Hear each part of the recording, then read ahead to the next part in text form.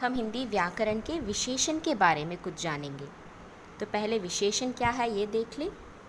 जो शब्द संज्ञा या सर्वनाम की विशेषता बताते हैं उन्हें विशेषण कहते हैं। मतलब क्या है, आप लोग को पता है संज्ञा और सर्वनाम क्या है ना। संज्ञा मीन्स नाउन, किसी भी व्यक्ति, जाति, स्थल आदि के नामों के बारे में जो शब्द आते हैं उसे संज्ञा कहते हैं। और सर्वनाम जो है इट इज़ प्रोनाउन, संज्ञा के स्थान पर उसी अर्थ वाले शब्द को लिखते हैं, उसे प्रोनाउन या सर्वनाम कहते हैं। तो इन दोनों के संज्ञा या सर्वनाम के विशेषता प्रकट करने वाले शब्दों को क्या कहते हैं, विशेषण कहते हैं। तो जो शब्द विशेषता बतलाते हैं उन्हें विशेषण कहते हैं, और जिनके बारे में बताया गया है या जिनके विशेषता के बारे में बताया गया है उन्हें विशेष्य कहते हैं। तो जैसे गोरा, अच्छा, मीठा आदि। तो विशेषण के मुख्य रूप से 4 भेद हैं। कौन कौन से हैं? गुणवाचक विशेषण, परिमाणवाचक विशेषण, संख्यावाचक विशेषण और सार्वनामिक विशेषण।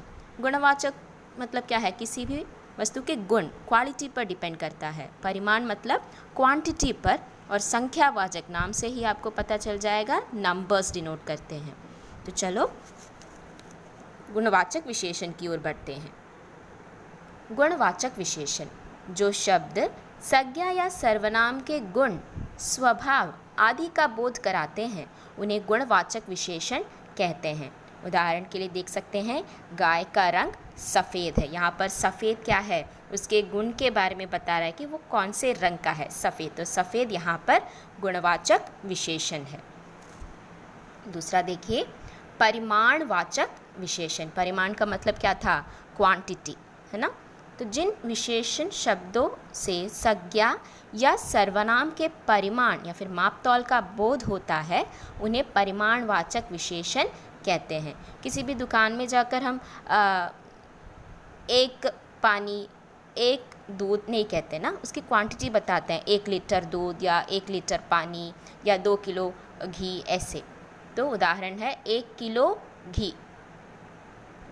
आप ब्रैकेट में देख सकते हैं निश्चित परिमाणवाचक। तो परिमाणवाचक के 2 भेद और होते हैं, एक है निश्चित परिमाणवाचक और दूसरा है अनिश्चित परिमाणवाचक। निश्चित परिमाणवाचक में हमें पता रहता है कि कितनी क्वांटिटी चाहिए, और अनिश्चित में निश्चय नहीं होता कि कितना, है ना, थोड़ा पानी, कुछ बच्चे, ऐसे। संख्यावाचक विशेषण, जो शब्द संज्ञा या सर्वनाम की संख्या का बोध कराते हैं उन्हें संख्यावाचक विशेषण कहते हैं। उदाहरण के लिए 10 किताब, कुछ छात्र। तो 10 किताब यहाँ पे संख्या बताया गया, वो निश्चित है ना, तो वो निश्चित संख्यावाचक। जैसे कि परिमाणवाचक के 2 भेद और थे, उसी प्रकार संख्यावाचक विशेषण के भी 2 भेद हैं, वो है निश्चित संख्यावाचक और अनिश्चित संख्यावाचक। अनिश्चित में क्या होता है, डेफिनेट नंबर हमें नहीं पता रहता है। और चौथा और अंतिम सर्वनाम है, वो है सार्वनामिक विशेषण।